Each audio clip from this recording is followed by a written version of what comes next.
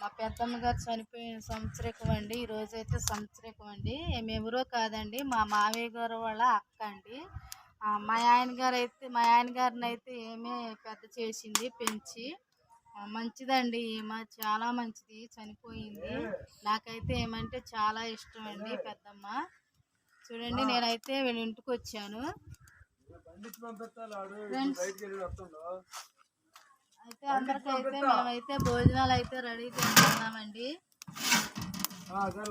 భోజనాలు అయితే రెడీ చేస్తున్నాము ఫ్రెండ్స్. ఇదండి వాళ్ళ ఇల్లు.